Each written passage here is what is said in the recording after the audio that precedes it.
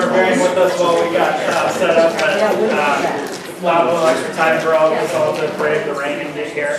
My name is Dan Rowland, and I'm the Director of Public Affairs for Denver Excise and Licenses and the City's Office of Marijuana Policy. I would like to say a quick thank you very much to Margie Valdez from INC for putting this together in cooperation with the city. And also wanted to say many thanks to the Blair Caldwell Library for hosting us this evening. Annie, you might want to say a word with you. Well, welcome. I'm glad that you're here and you're using our library. We are a public service community library. That's our goal in order to give you space to do what you need to do when you want to do it, and that's why we're here. How many of you have been here before? Great, that's wonderful. Have you been upstairs to the museum that we have on the third floor? That's great too. I'm a reference librarian and an archivist here. We have an archives in this library too, over 200 collections of personal papers of people out of Colorado, Five Points neighborhood, and all of the Rocky Mountain West area. And we're growing in terms of our collections here. And I'm just glad you're here, so many faces, and it's wonderful to have a full room. So come back and spend some time with us. We do tours here of the museum, and they're constantly going on, and there's a lot to learn that's up there about this community and about what we do. Welcome. Thank you. So we'll go ahead and get started. Just to remind you, we've got a couple folks from the city here. Bea Campbell is our Public Affairs Program Manager, who is really responsible for putting this together. Stuart Knight and Chris Gaddis from the City Attorney's Office are here as well tonight. We're going to go ahead and introduce ourselves, and I thought we could maybe go table by table if y'all don't mind, and introduce yourself, tell us what neighborhood you're from, and how about a favorite book. So I'm Dan Rowland. I live in Sloan Lake neighborhood, and my favorite book is Catcher in the Rye. I'm Bea Campbell. I'm with Excise and License, Office of Marijuana Policy, and my favorite book is Harry Potter. My name is Stuart Knight. I'm with the Denver City Attorney's Office in the Prosecution and Code Enforcement Unit. I live in Golden, and my favorite book is Ender's Game. And I guess we'll start over here. Ray Ehrenstein. I'm a delegate to the INC from Overland Park neighborhood, and sometimes I do some camera work for them. And favorite book? I'm sorry? Your favorite book? Oh, my favorite book. How about Love and Death in the Time of Cholera? My name is Richard Carter. I'm in the Montclair neighborhood, and my favorite is Ender's Shadow. Nice. My name is Tim O'Byrne. I'm in West Washington Park. My favorite book, Prayer of Open Meaning. I'm Gertie Grant. I'm also from the West Washington Park neighborhood, and my favorite book is The Secret Life of Trees. I'm Jim Sample, Overland Park neighborhood. My favorite book is anything written by John Grisham. Tom Fusing from the East Colfax, East Montclair neighborhood. I don't have a favorite book, but the last book I read was My Life of Robbing Banks by a little 20s gangster. I should be taking notes of all those books. My name is Amber Clark. I'm an INC delegate from College View. And yeah, favorite books are hard. How about The Language of Flowers? Michael Henry, Capital Illinois Neighborhoods. Death and Life of Great American City. I'm Cynthia Ord from the Clayton neighborhood, and I guess it was hard. The book I'm reading now is Wild by Shell Street. I'm Danny Fritz from the Cole neighborhood. My favorite book is Nature Noir. I'm Joe Byrell from Platt Park. And my current favorite, I guess, is Sarah Vowell's Wordy Shipmates. Hi, Mary Jane Giordano from the Golden Triangle, and I really don't have a favorite book. I have many, many favorites. Yeah. I'm in the same boat as you. My name is Miles Tanglin, Congress Park Neighbors and INC delegate, and I don't really have a favorite book at the moment. Aubrey Lavazzo. I live in Congress Park, but I represent usually La Alma Lincoln Park Neighborhood Association. My favorite book is by John Irving, A Prayer for Owen Meany. My name is Pete Maya. I live in the Baker neighborhood. I've been there since '01. And I don't have a favorite book, but my favorite topic is anything British history. Scott Gordon, Tourist Park neighborhood. We got to walk here tonight. It was nice. And my favorite book is Start. Hi, I'm Kate Carpenter, and I am from Capitol Hill. And my favorite book is I Like Freakonomics. I'm Paul Boydie. I'm from University Neighbors Neighborhood Association. That includes DU in that area. And one of my favorite books I brought with me tonight, anything by Henry James, the 19th century American author. My name is Tia Ingram. I also work with the Office of Marijuana Policy, and my favorite book is Apple Shrubs. I'm Patricia Mulligan. I'm from the Mayfair neighborhood, East Denver. We're neighbors with Montclair. And one of my favorite books over the years has been the story of Edgar Sawtelle, if you like dogs. I'm Lawrence Valdez. I'm from the Valverde neighborhood, and my favorite book would be Sid Parker. My name is Lance Jones, also from Valverde, and probably my favorite. I'm Sally Kurtzman from Lowry, and anything by Faulkner, Sally the Fury, fabulous book. I'm Margie Valdez, and I live in Cheatham Park, and my favorite book is Winston Churchill. Tim McHugh, East Washington Park, Purpose of a Dog's Life. Dana Martinez, Curtis Park. I don't have a favorite book. Andrew Porter. I'm from the Baker neighborhood, and Breakfast of Champions, or painting by Bob again. I'm Sue Nelson. I am with the Uptown Hill neighborhood, and my favorite book is Shannon. My name is Tiffany Goldman. I live in the Highlands, and my favorite book is The Giving Tree. I'm Leslie Horna. I'm representing the Golden Triangle Partnership, representing the Golden Triangle neighborhood, but I live in Ojai. And I don't have a favorite book either. I am Chris Gaddis from the City Attorney's Office, also with the Prosecution and Code Enforcement Section. My current favorite book is The Hepatitis Bathtub and Other Stories by my favorite punk rock band, NoFX. Okay, thank you guys. I think people's favorite books say a lot about them, so thank you for sharing this with us. As Dan said, thank you guys all for being here.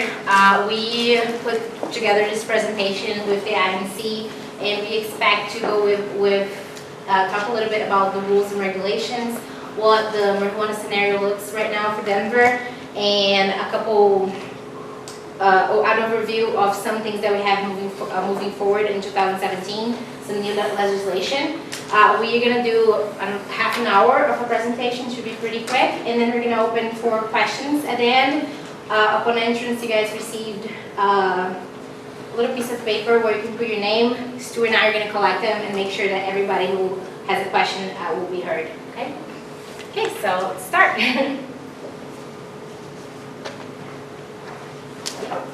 Okay, so we're going to start a bit with some historical.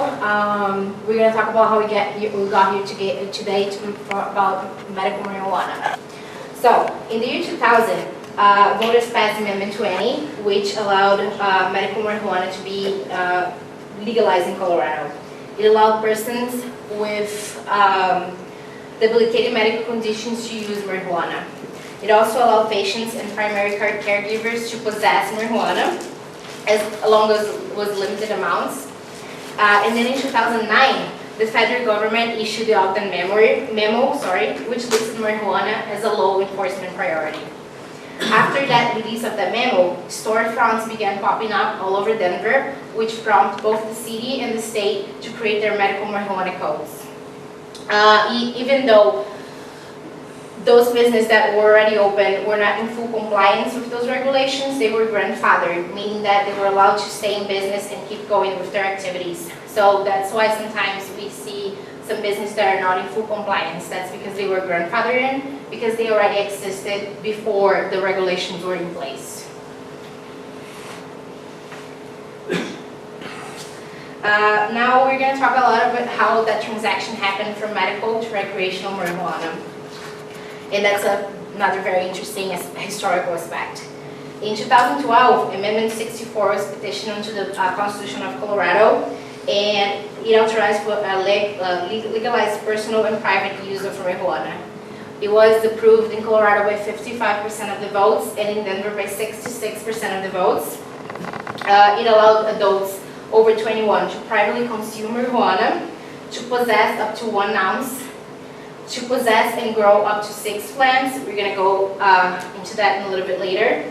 Transfer up to 1 ounce between adults without payment, and assist another adult with any of those activities. And then the governor of Colorado, after the passment of Amendment 64, he reached out to the federal government for guidance on how to regulate marijuana. And that's when the Department of Justice issued the Code Memo 2.0, which state 8 enforcement priorities for marijuana across the nation. Those eight priorities, they still play a very major role on how marijuana is regulated to this day. And they are preventing distribution to minors, preventing revenue from going to criminal enterprises, gangs, and cartels, preventing out-of-state diversion, preventing state-authorized marijuana activity to be used as a front for trafficking of other illegal drugs or any other illegal activity, preventing violence and the use of firearms in cultivation and distribution of marijuana, preventing drug driving and the aggravation of other adverse health consequences, preventing growth and possession of marijuana in public lands. When you got here today, you also received a little flyer. Those are general rules. We're going to go into them and some more as we go over this presentation. So, despite marijuana being legal in Colorado, what is still illegal? It's illegal to sell marijuana without a license. Even if it's for a penny, you're just not allowed to ever sell it if you're not a licensed facility. It's illegal to possess or use marijuana if you're under 21 years old. The exception being if you're 18 years old and a medical patient, you'll be allowed to use it.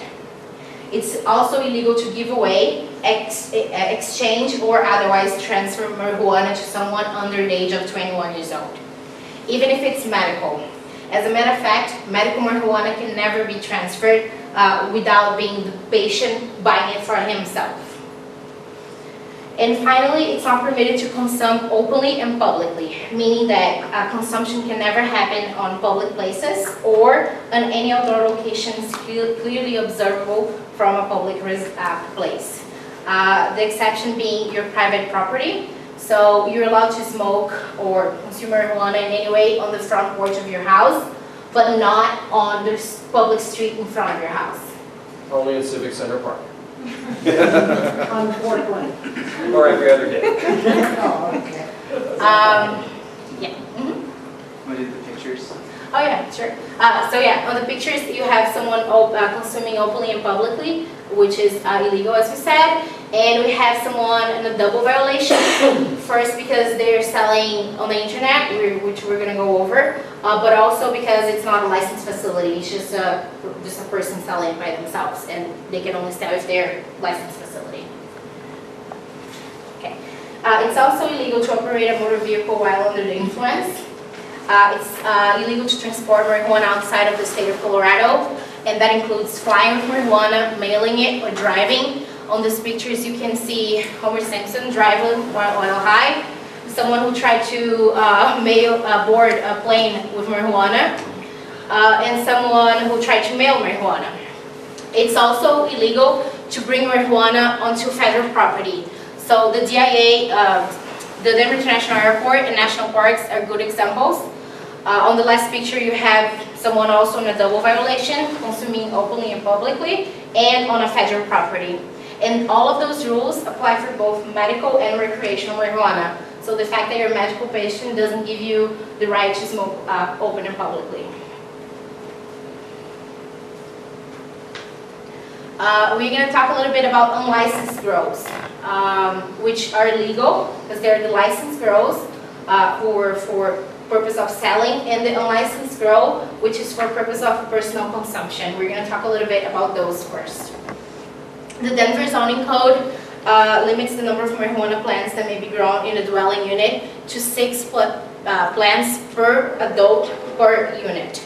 However, there is a cap on regardless of how many residents that the residence has. You can only grow up to 12 marijuana plants, both medical and recreational marijuana.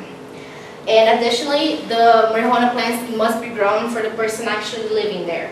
So if we all were to live together, we could only grow 12 plants and we all could use it. But if only half of us live together, they could not use those plants, only for the people actually living on that residency. Denver also limits the number of non-residential zone lots to 36 plants. And there can never be a rent property with the sole purpose of growing marijuana. So you cannot rent someone's garage to grow your marijuana in there. And last but not least, in no instance may someone ever grow outside. So it needs to always be on an enclosed structure. So here are a couple examples of legal and an illegal personal grow. In here we have an enclosed structure for plants, and on the other one we have a garage with way more than 12 plants. If the garage had 12 plants and it was an enclosed structure that could be locked, that could potentially be legal. The problem is the number of the plant, the amount of plants in there. Okay, now we're going to talk about concentrates and extractions. Those are one of the bigger problems with people trying to extract concentrates on their houses. It's not illegal to extract concentrate. You should be extracting inside of a licensed facility. However, we have 2 exceptions. The extraction can happen on your own, as long as it's water or food-based extraction, or if it's alcohol and ethanol, that certain safety requirements are met. Extracting marijuana is not super easy, so here you can see a couple pictures of an explosion, an extraction that went wrong. The cans of butane on the floor, how the place where they were extracting looked after the explosion, as well as someone who needed to be hospitalized because of a butane extraction that went wrong.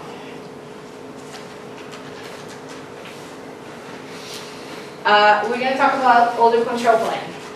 So every location where marijuana is being grown, processed, or manufactured must have an odor control plan, regardless if it's licensed or unlicensed. So your garage grow also needs to have an odor control plan. So obviously, to go grow without an odor control plan is a violation. To grow in violation of that odor control plan is also not allowed. And if the Colorado Air Pollution Control Division determines that your odor control plan is not working, that can also be a potential violation. And if you receive 5 complaints over the 30 days and it's determined that the odor control plan is not working, you might receive a citation to respond to that. Okay, now we're going to talk specifically about medical centers and retail stores, which are the front. It's like the stores you see on an everyday basis when you're walking through Denver. We're going to talk about what's illegal for them to do. It's illegal for them to do off-site delivery, so they can't bring the product to the customers. Those businesses cannot operate between the hours of 10 p.m. and 8 a.m. That actually is a new rule. It changed on May 1st, so last Monday. They're now allowed to stay open until 10 p.m. It used to be 7 p.m. Internet sales are not permitted. Remember how we talked about the picture of someone announcing on Craigslist? That's a violation, but it's even worse if there was a licensed facility doing it on the internet. Retail stores can only sell marijuana to people over 21 years old, and medical centers can only sell to people with a current medical card. And in addition to that, if both places, both the medical center and the retail store are sharing premises, there will be no patients under 21 years old.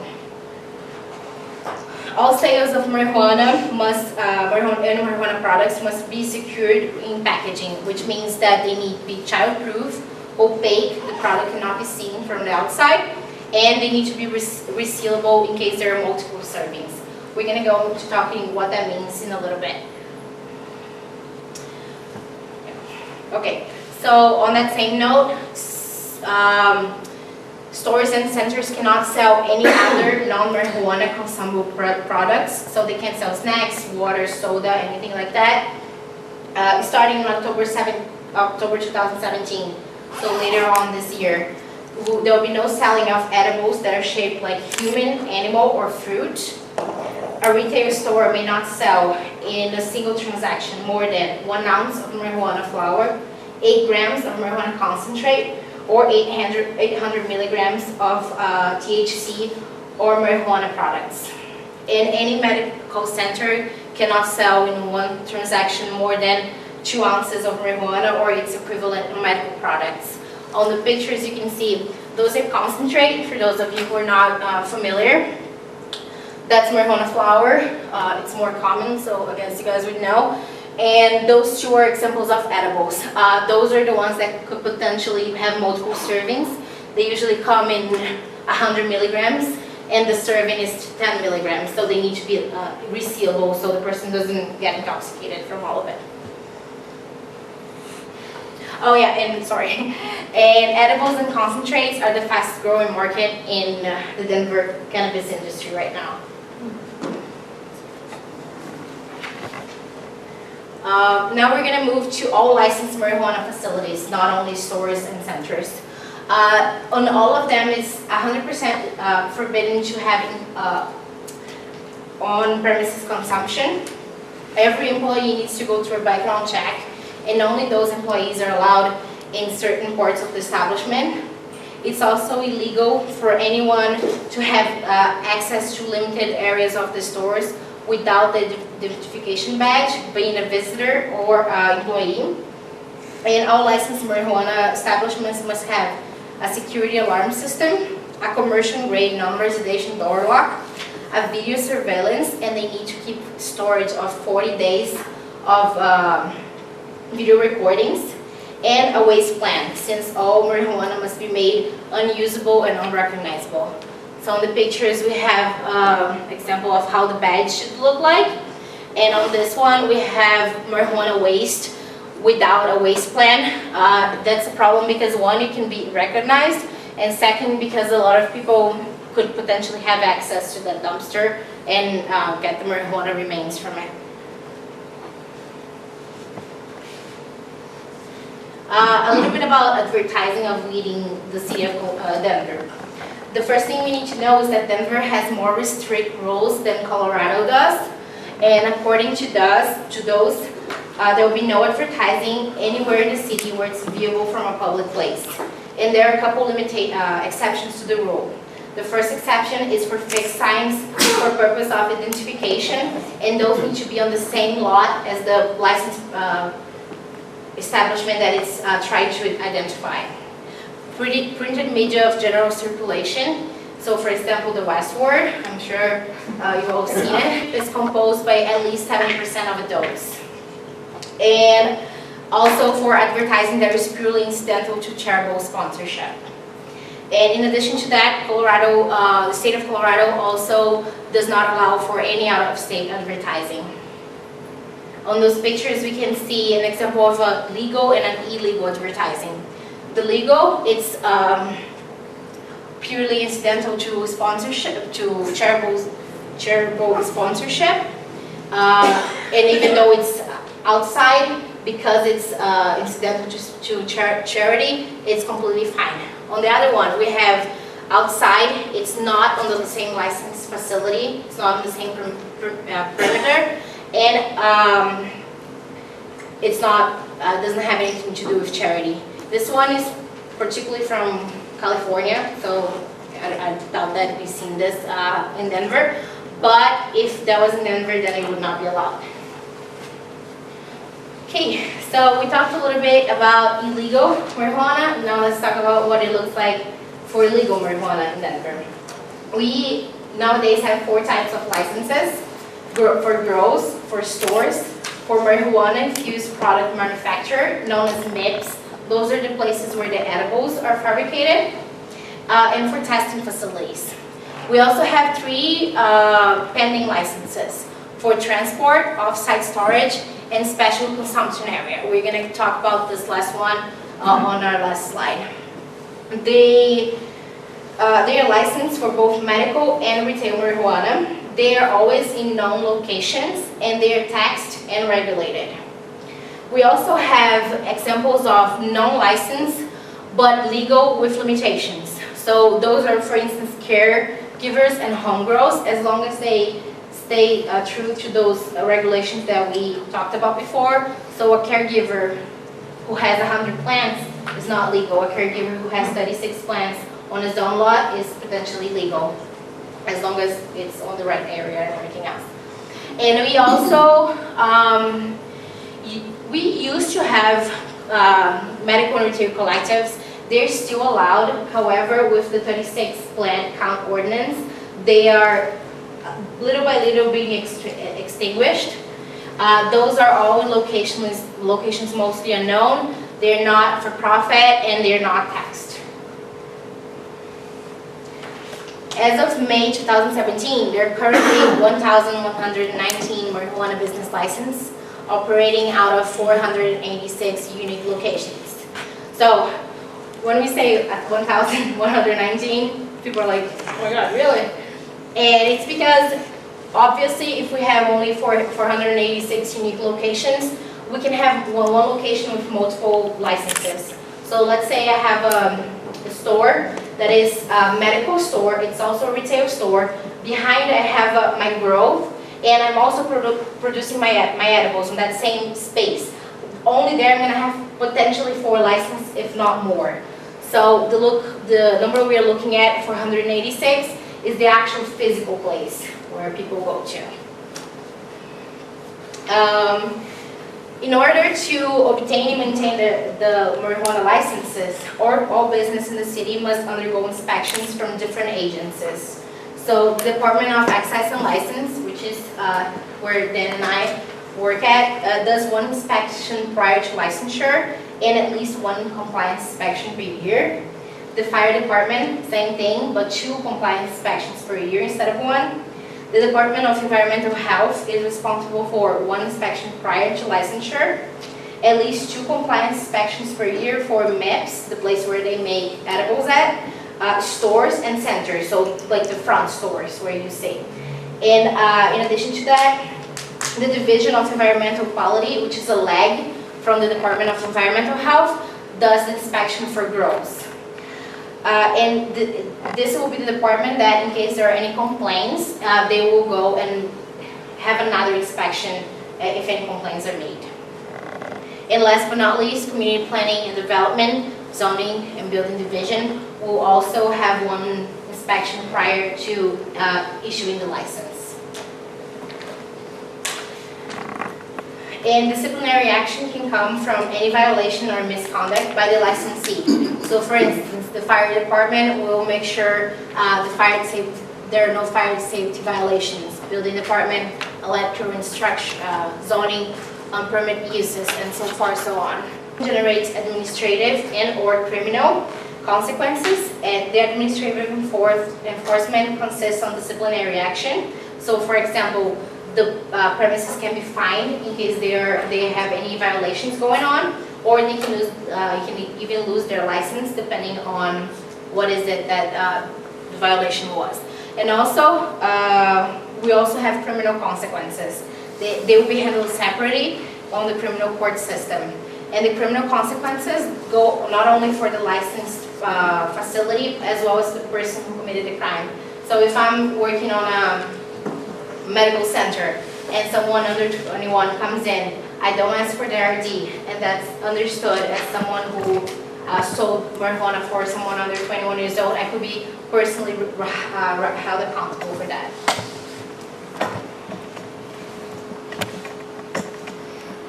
In addition to the inspection requirements, new and transferring stores and centers must also go through a hearing prior to licensure. So the applicant must prove that the license will meet reasonable needs and desires of the neighborhood and that good cause does not exist to deny the license. And the parties in interest also have an opportunity to provide evidence as to whether the license meets the reasonable needs and desires of the residents and whether good cause exists to deny the license. Parties in interest will be the residents of that designated area. Designated area will be 5 or 9 blocks from the point where the marijuana establishment is at, depending on which area of the city. Business managers and owners with that same designated area. RNOs whose boundaries include that designated area, and city council members whose districts are inside that designated area. We will have a presentation only about public hearings on 5/22. If you're here today, you're obviously invited for that one too, and in which we will go through every legal aspects and rules and regulations to make sure that everybody understands what are public hearings and why they exist and how we can be a part of them. And if you see any violations on any of those rules that we just went over, those are some lines that you can call. You can call the DPD non-emergency line, DPD anonymous step line, Vice team. You can call 311. You can go on the EXL website. There's a form that you can download and send it to us. And you can call the neighborhood prosecution team. Chris is back there, and he will be the one picking up the line. If and when you call those, you should say your name, exactly what you see, when you see it, what is it that you're seeing. Make sure that you report it timely so the city can actually do something about that report. And finally, last thing, we're going to talk about I-300, which is Initiative 300 that passed last November 2016. So as we talked before, Amendment 64 does not allow for open and public consumption. However, in November 2016, Initiative 300 passed with 54% of the votes in Denver.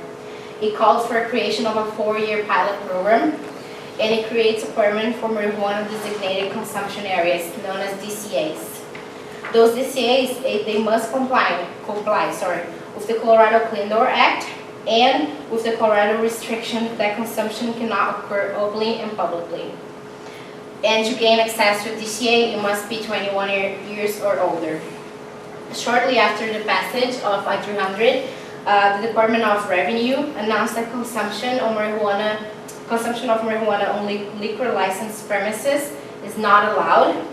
And currently, Denver is working on its rules and regulations, which will go through public process as well as a public hearing. You guys are all invited. On our website, you will be able not only to see the whole test of I-300, but as well as the proposed rules and regulations, the timeline that we're thinking of working, and the date for the public hearing. So you are all more than welcome to stay tuned and come give your inputs and your opinions on that matter. And that was it for me. If you guys, we're gonna open for questions. So Stu and I are gonna go over and collect, and then we're gonna make sure we. You want me to ask him? Absolutely. Questions? Do you guys have any questions? Yeah, where's the free samples?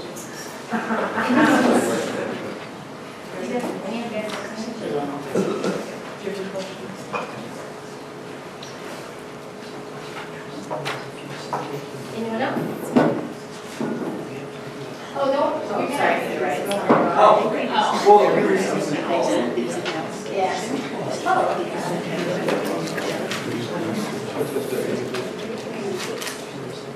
The I-300 one or the Ochucon? The I-300 question.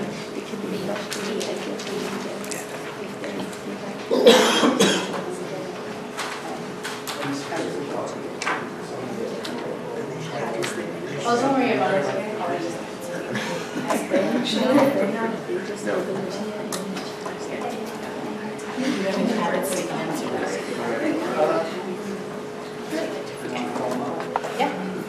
Cynthia Org. Okay. Sword? Yeah, so I am a communications manager at my 420 tour, so we do cannabis tourism. And so we run up against a lot of the public consumption laws, the number one thing that we deal with. So my question is about the new Church of Cannabis that was just opened, and what you guys make of that. Where does it fall legally? How can it get around the consumption laws? So that's an excellent question. It's something that our office is currently looking at. We have not yet come to a resolution on what position we're going to take with it. But I can tell you that yes, we have looked at it. We are attempting to address it. But just at this stage, before we come up with our official response, unfortunately, we are not taking a position at this point in time. When we do, we'll be sure to release that information out to the public so that you'll be able to, respond accordingly. I'll take some of that. So we've done some enforcement already. Basically, the guidance that has been offered to the church or the event center has been to make sure that our events are strictly private. If they're not, they're going to be cited, and that's already happened. 3 of the operators, individual operators of the church, have been cited for the state charges against open and public consumption and the Colorado Clean Indoor Air Act. So it's an ongoing process, and they're aware of the rules, and we're going to be monitoring them. So what constitutes private? What criteria do they have to meet in order to stay private? It's a case-by-case basis, but essentially, if a member of the general public can walk up and get in, it's not very private. They have a permit for DCA then? They do not, no, and there are no permits with DCA. No. We haven't begun that application process yet. Okay, Verity Brent. I'm curious about 2 things. What is the odor management plan for somebody who is growing legally with their permit, growing 6 marijuana plants or up to 12 marijuana plants in their residence? So you just have to have some kind of odor control plan. The specifics of what that can be can vary. Obviously, different houses would have, if you're assuming you were talking about a home grow, would have different requirements in order to maintain and have an odor control plan that's effective. You have, if like for example, you have that, we had the one grow like example with like the big box that it was that the plants were growing in. You know, if you're able to seal that up and keep the odor inside of it, and your plan is that you are not going to grow outside of that box or outside of that little grow closet, then that would be considered an odor control plan. Again, it's going to be part of a case-by-case basis. We want to give people some flexibility to come up with an odor control plan. The big thing for us, though, is that it works. So, don't grow in violation of it. Make sure it's something that's actually going to be effective. Don't just sort of come up with a cursory. I'm just going to grow inside my house and have that just kind of be it if your house if it's not going to stop the odor from coming out to the street. How many enforcement actions on that have there been? So that's actually not done through our office, so I don't have that exact number. You would have to check, I believe, with the Department of Environmental Health on that to see how many they've done. There's a woman over there, Danica, who does a lot of the marijuana enforcement over there. She'd be a good person to contact. If you want to circle back with me after, I can try to get you her email or something if you want to And contact. then, how is public places defined where consumption of marijuana is prohibited? It's not defined very well. That's been an issue, obviously, since the 2012 campaign. So, the city's ordinance states that, and I'm probably going to bungle this, so excuse me, that it is a place where a member of the general public has reasonable access to without restriction, meaning necessarily show an ID or get into somehow, but just without restriction, but you could access it. So a bus driving around Denver, that is a private bus, and people get on the DIA and go into, and it stops at a marijuana, a recreational marijuana place, and they buy their marijuana legally. they can sit in that bus and smoke it with the windows open? I believe so, yeah. Okay. Next question is Tim O'Brien. Oberon. Sorry, sir. It's all right.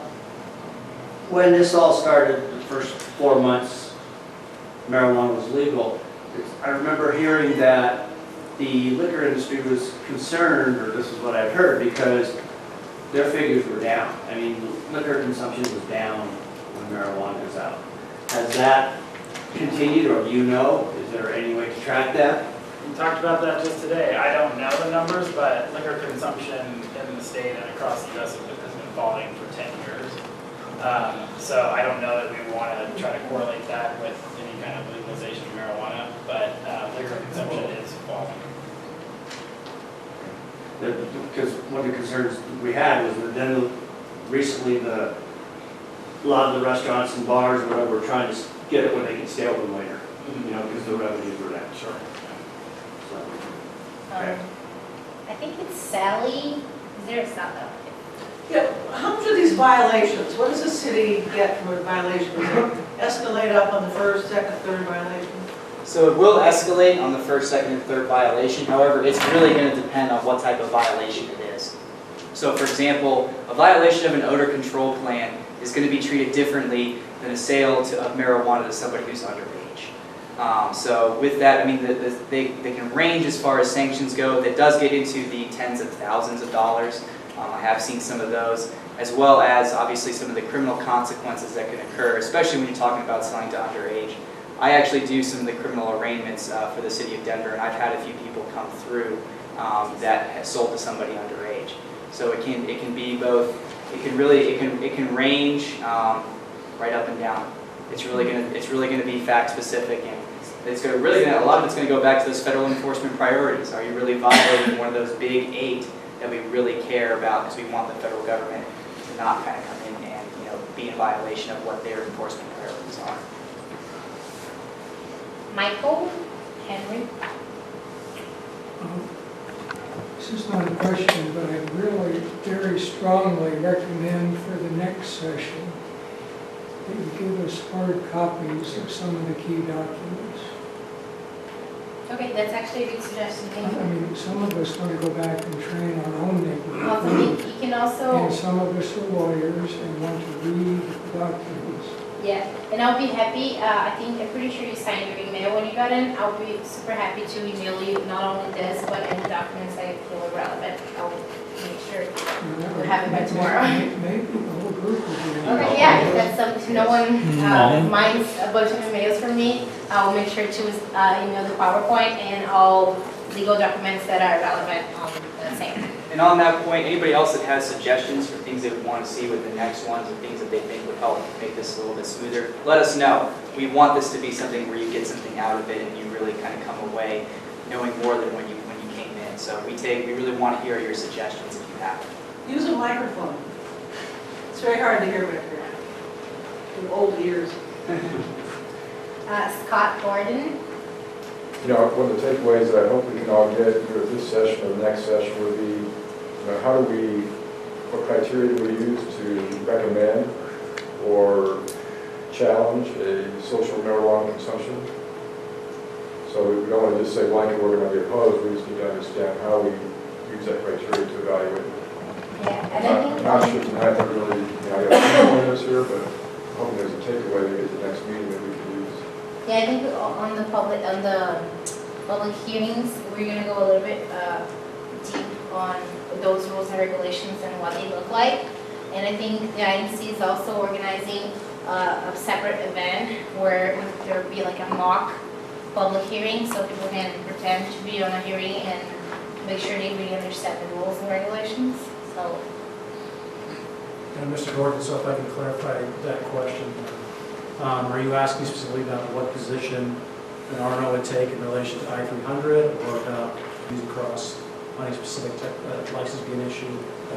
Probably never want I-300. So not I-300. We want to make sure we're treating the applicant fairly, no matter what person you might be on the legislation law. Absolutely fairly. Well, Well, the good news also is that the draft rules and regulations will be out by the end of this week, and so we'll have some time to look through them before the next meeting. Maybe have a little bit more specific questions for us at that point. I would definitely encourage you to check out the website. They have the budget committee right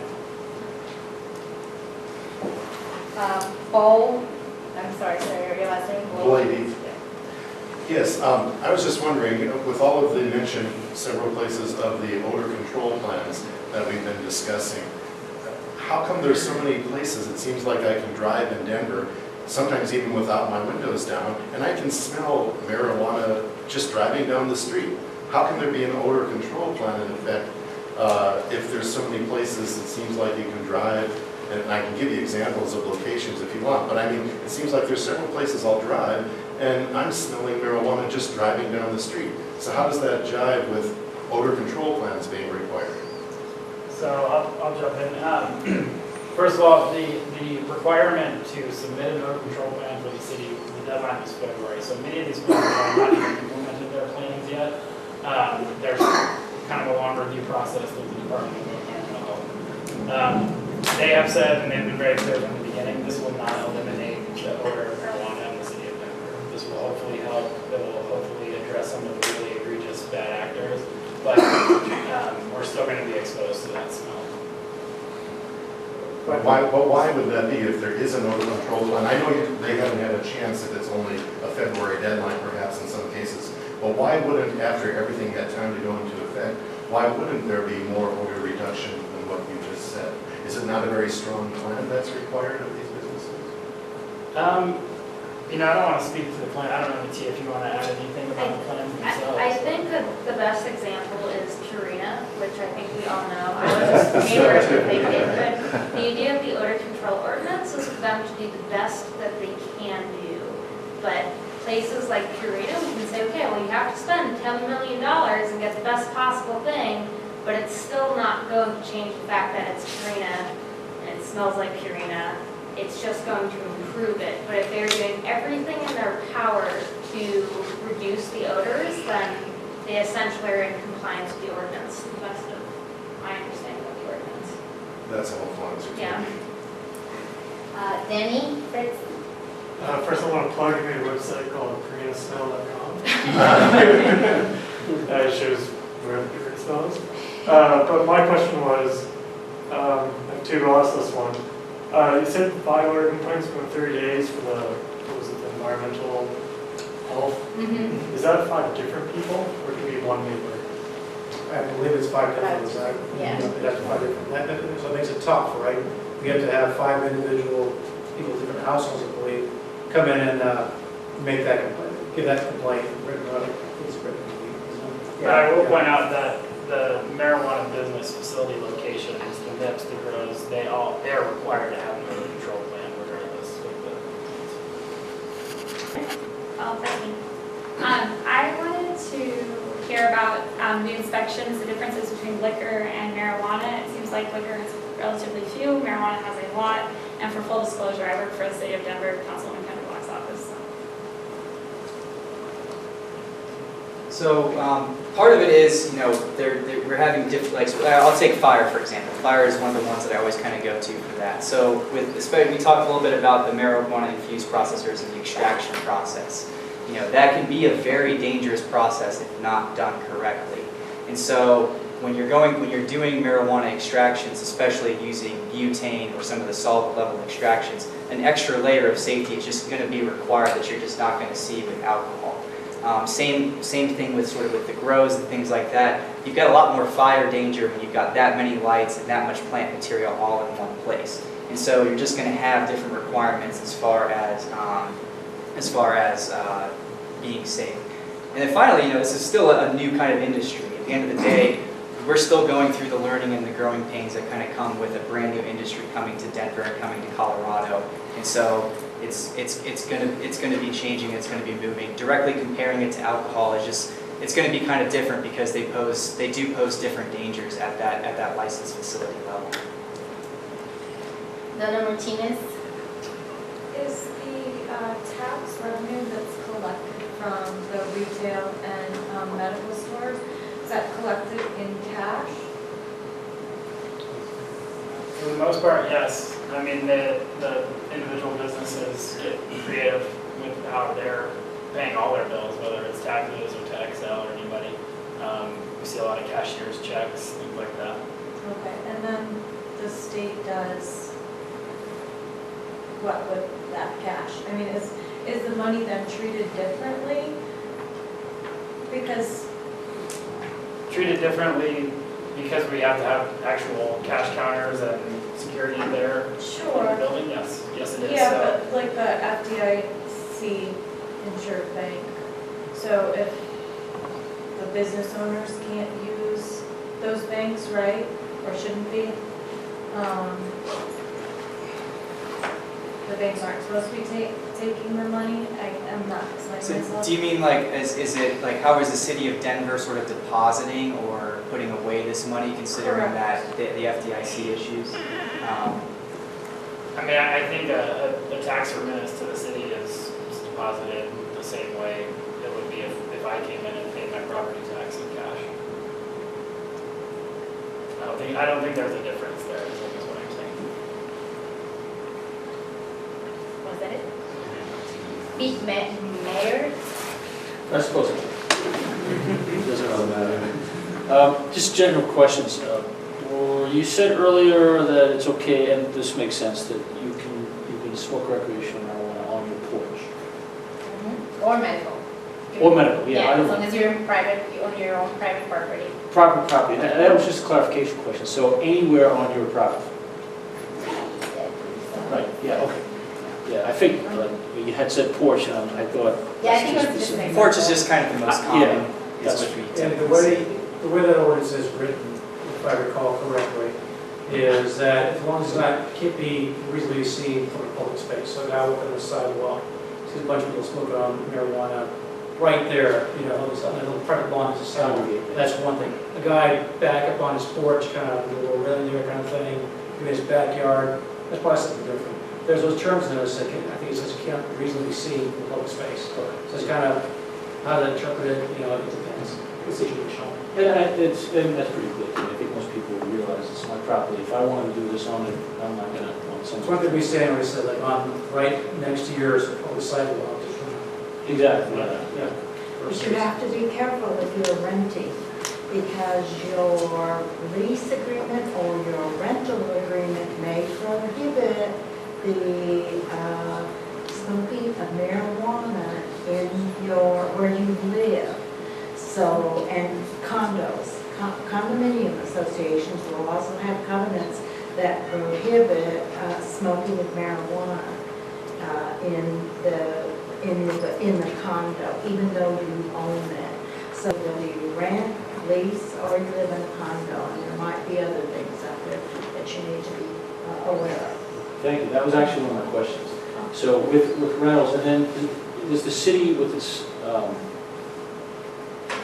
consideration, recent consideration of Airbnb, all those regulations now, did they prohibit the use of recreational marijuana if you're coming into town for a weekend and smoking it in that property? It's not in the city's regulations, no, it's entirely up to the property owner and the operator of the short-term rental. Okay, and then the last question on that, you may not know the side of it, but so if you have a duplex versus a single-family residence, there's a party wall agreement on duplexes, which is a legal agreement, and is it, you know, it's dictated typically as a standard, but is, if you have two people owning each side of the duplex, different, they have an agreement between each other.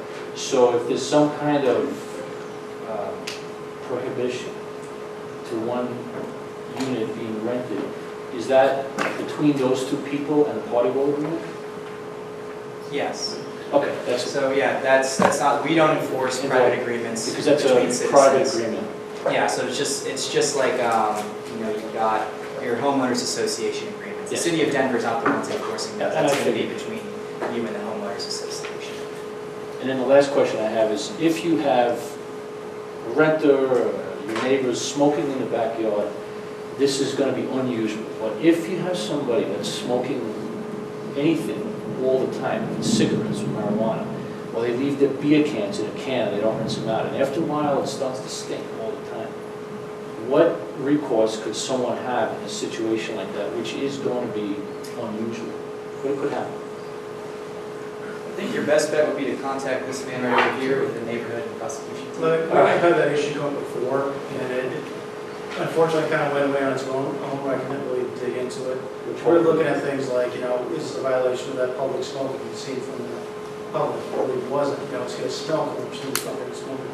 At that point, just a couple of years ago, I didn't have an answer to it, because I would have helped them out and like stop, prevent that. But as far as recourse, it's kind of tough. I have to look into it. Otherwise, we've got that voluntary compliance kind of stuff, right? You know, having to sit down and talk, hey, could you not do this? We do it at a certain time, open on the other side of the house, and that kind of stuff on the inside. You know, and sometimes those measures are effective as well. Come to some type of agreement. But otherwise, as far as some straight, direct recourse, this is a violation of the law, it's kind of tough. That's kind of our private home, going to private home kind of thing. That's kind of tough. So once again, it's going to fall between the two owners, like your dog's barking too much, can we talk about this? It could be, and I mean, I would be happy to work on something like that between neighbors, get that issue going on. That's the best case of resolution is between. Sometimes it is, yeah, and because right now it's I don't want to say it's impossible, but I was struggling to think of what would I potentially do as far as a code violation or law violation with that. There's not much there. Okay, thank you very much. And last, I think it's Rachel. Rachel?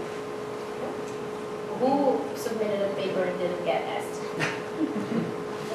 Does anyone have any additional questions that we've kind of added? Oh, I have Richard, yes. Oh, yeah. sorry. I'm sorry, I should have jumped on that. But Rachel didn't quite sound right. Mine is a little bit outside of what everybody's been talking about, and that is as a school teacher within the public schools, the increase in my students smoking marijuana, and it's happening. It's the avalanche that's heading towards us. Are there any steps being taken to take revenue to start addressing those things within the schools, and also, you know, creating projects, programs within the communities that addresses that, especially with our Denver Parks and Recreation Centers during the summer? Nothing up to this point has been done, or if it has, it's in microcosms. Yes, that's actually something that I could answer, and I apologize for that. It's just I just started working at this new job, so sometimes I'm still having learning as well as you guys. But anyways, as far as your question goes, yes, we have a budget that goes specifically for education, and especially for youth. We have 2 projects going on right now. One is for the after-school program. I think, how much do they? 1.5 million, I believe. 1.5 million, and we also have an educational program that just started. It should be public sometime this year, about youth prevention and consumption prevention. So, yeah, do you want to add something? I would like to add, it's actually $7.5 million since 2014 that we put into these grant programs. So there's actually 2 tracks. There's one through the Office of Behavioral Health. That's really interventional, diversional programming for children that have actually entered the justice system one way or another. The other is through our Office of Children's Affairs, and that's what Thea was mentioning. It's mostly focused on after-school programs and window. There's also some summer programming in that early August gap between the time when kind of summer programming ends before school starts. It is a small sample, but it has been very effective. And it's teaching kids healthy lifestyles. It's not all about marijuana all the time, but it is funded using marijuana. So my concern is if I circle around a little bit with that question, is that probably the biggest fight that you're having with that initiative, with that money, is the fact that many of the parents believe that it's fine. I mean, that's their choice. And so you're basically going up against, you know, what the parents consider to be part of their lifestyle versus what you or what we think should be recommended. And those two don't mesh. So I'm wondering, is some of that money possibly going towards educating parents and how they can, you know, still use marijuana, but yet make kids understand that, you know, just like drinking, you're not going to do this until you're 21. Yeah, that's a great question. I mean, I think we can all agree that education is the hardest but most important part of all of this. And the state of Colorado has done a tremendous job, and they have much more funding that is dedicated out of their 10% special sales tax on retail marijuana. And there are the Askable Adult campaigns that I'd be happy to talk to you offline. Sure. There are several other places where they're providing resources for exactly that, for parents, for coaches, for teachers. This is how you have an honest conversation about marijuana. This is how you engage kids with it. From the city's side, we are doing our first foray into an actual marketing and education campaign this year. May I have your attention, please? The time is now 7:23. The third floor will be closing in 7 minutes. So that will be rolling out at the summertime, heading into the fall semester from the city's campaign. We're still targeting the kids on that. It's not necessarily parent focused, but it is founded in the research that we are doing right now, talking to kids and parents about what do we not understand about marijuana, what are the questions, and how do we sort of open up those communication lines between adults and children about it. So we are working on that. And Mr. Aubrey, I think his hand was up Yes. first, but I see you as well. So, as I understand it, the odor control plan is merely a system, an adequate system of ventilation, am I correct? Not necessarily. To ventilate either the grow operation or the distributed, whether it's medical or whatever. So, given that, then the emissions from that and your control plan have to go somewhere. So where do they go? They go outside. The gentleman here said you can smell it going down the street. They got adequate ventilation in the grow and in the distribution, but it goes to the street. So where's the adequate odor control plan for the atmosphere and the Denver residents? Isn't there filtration involved as well? I don't think it's simply. May I answer that? May I answer that? It actually, they use carbon filters, and that really absorbs all the odor, so none of it's going out. And you can visit some of the facilities, the really good ones, and you don't smell any odors. What may be happening here is we might be smelling odors that are coming from private consumption, private places, because typically the marijuana facilities are very responsible, and that's what I've found. And I served on that odor control group that developed that template, so I know a little bit about it. Thank you. And then we did have Another comment too. And this is some data, because I certainly understand concerns with our children, with kids in school and adolescents. But recent data from the Colorado Department of Health states that the actual consumption of marijuana in adolescents is 21% versus 22%, the national average. So we're actually lower in adolescents. The big offender is alcohol. 30% of adolescents in Colorado have used alcohol. Yeah, I don't know specifically about that data, but I think at the end of the day, we still just want to make sure to address Richard's, not Rachel's point, that we are still addressing that 22%, if that is what it is, that 22%, and we are 21%, and we keep trying to bring that down because we don't want to see any young person's life derailed because of consumption of marijuana issues. And we should put the same emphasis on alcohol. Yes. Thank you. I just have a question about the designated consumption areas, because it seems like there's a little contradiction because of the Colorado Clean Air Act. I don't see what these would look like in the future, because they would have, if they were inside, that would be limited to vaporizing. And from the outside, how would you be controlling the odor? I can try to. Okay, so first, as far as going inside part of your question, I think this case, they talk about the multiple varieties of way of consuming marijuana. So even though you cannot necessarily smoke due to the Colorado Clean Air Act, you could use any kind of edibles as well as vaping. So that would solve that problem specifically. And as far as the outside goes, you could, for instance, have a patio where it's just not observable. So like, if you have a wall or if something that is not transparent, and that would also solve both problems. So it's just an idea. Natia's looking at me weird, so she has something to add. Natia's a bit. Put up a wall, you'll be okay, I guess. I do believe that these plans have to be engineer approved. And I think we're still looking into what that means when you're on a patio. Does your engineer approve that air goes up? I don't think we have worked through all of the details yet, but we will before we start licensing everybody. And my last question would be, how many applications have been submitted so far, or is that even the process started? None yet, because the process hasn't started. As I said, we have, Dan just said that the rules and regulations proposed is going to be on the website later this week. That's the, I can put the slide up again. That on the website you will be able to see the rules and regulations.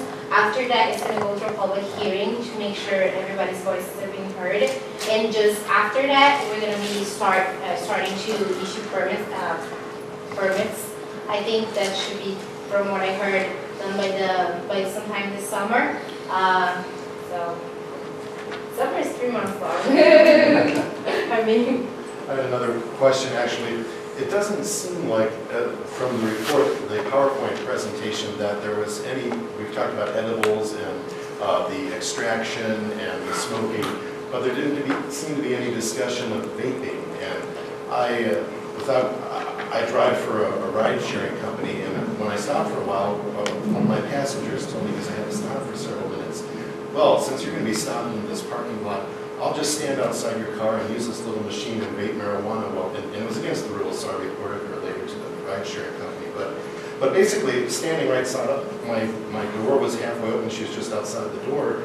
And then, I think that was the only incident on the trip that anything like that occurred, but I felt somewhat headache or somewhat affected just from that. So is there really this huge difference? I didn't smell anything, but is there really a huge difference in terms of secondhand exposure with vaping and smoking? Is it really that dramatic?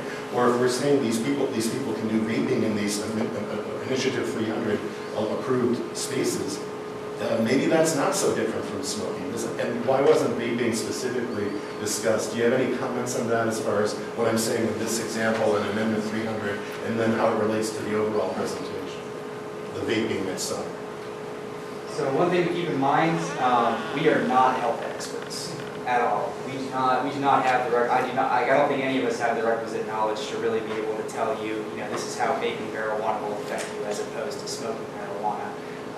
The difference between them is pretty simple. Smoking marijuana involves combustion.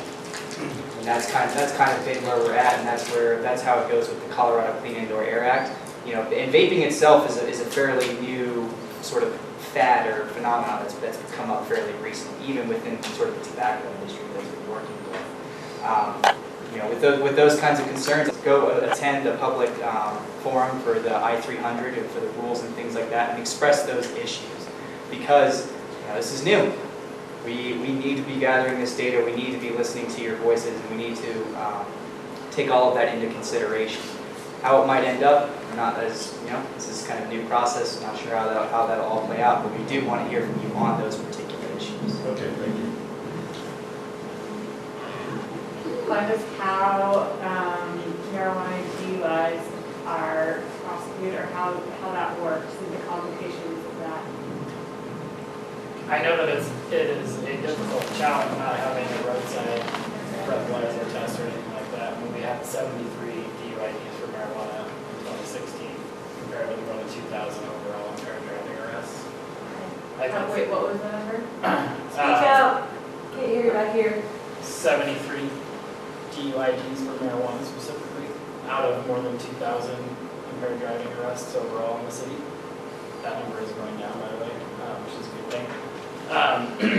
It's a much more difficult standard to hold up in court. I don't want to speak to how DPD approaches it. They have trained more drug recognition experts on their DUI enforcement team. That was also a use of marijuana sales tax money. So there are people now that I think can recognize some of the signs of impaired driving. But again, it's a longer test. It's a blood test. It's not immediate the way alcohol roadside might be. But there's still like a part, there's still a measurement about amount in the body that is prosecutable, or what does U73 look like, that process? I'm not sure it's not asking, but I'm sorry, I don't see the ratio. Yeah, it's been a long time since I've done a DUI, let alone DUID, but the drug addiction experts are trained, they go through an excessive amount of training to recognize when the influence of drugs at the time. And that's the proof they prove, that the prosecutor's office, DA's office prove that person under the influence of that drug at that moment they're driving, okay? It can be very challenging. I'm not sure that, I don't know if there's an actual blood standard, there's no blood standard like detection of alcohol, right? But that was presumably, since there's enough alcohol in the system at the time, it shows on a blood or breath test. But with marijuana, it's different, right? So how long was that marijuana smoke? Probably influence of the marijuana at that time. So that believes, my belief is the bulk of that prosecution is that drug addiction expert who can come in and say, you know, the influence of marijuana because I see X, Y, and Z, right? There's various roadside tests with physical characteristics of the at that time.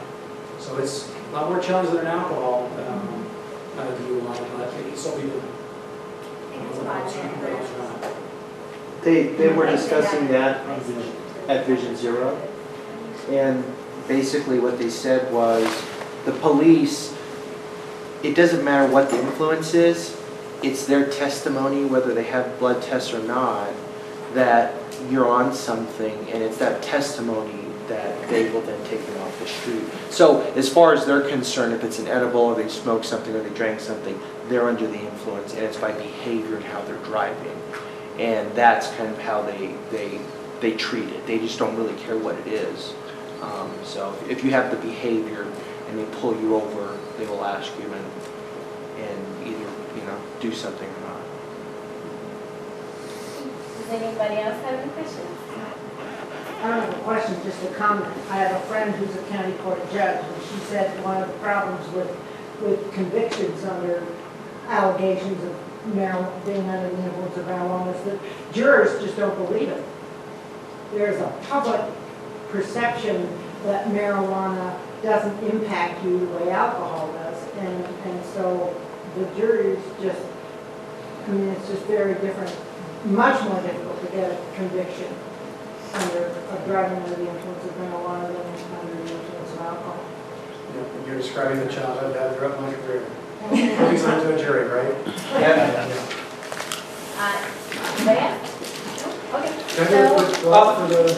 I don't have a question, but I did want to let everybody know that this is a very, very complicated subject that we're trying to address, but we're trying to give you as much information that we have as a group, all of us, so that you can either represent your registered neighborhood organization or help you in your business or establishment. And that's where we were coming from this. Next week, we'll take you through the public hearing, and I think everyone will enjoy that as they did tonight. And then I'm going to make a pitch for INC. If you go to the INC library, we have Amendment 20, we have the 2009 Hoffman memo, we have the Cole memo, we have Amendment 64, we've got Initiative 300, we post all the policies and procedures, and when you get on there, you just go to the library, and it's separated by liquor and marijuana. So it's all there, and we've got case law in Colorado on liquor. We've got sample good neighbor agreements, and we will be doing a mock hearing at the either the ZAP meeting in June or June 17th. I haven't talked to my colleagues yet about that. We know we're going to do the mock hearing, it's just a matter of the date. And I did want to tell Dan, there is a bus right now that, have you heard about it? They are driving people around, and you can smoke, but you can consume. And that appears, I mean, we don't have dual consumption, in Initiative 300. So it's a little, I wonder how they're doing that in the bus. Maybe we should go investigate. Yeah, Well, something Friday. let's do it Friday. It's a private property, so that's why they can smoke there at all. Yeah. But what about the driver though, if they're smoking? No, don't be a Homer Simpson. No, no, he's in an environment where the smoke's circulating around. He may not be smoking, but he's. Separated by. Yeah,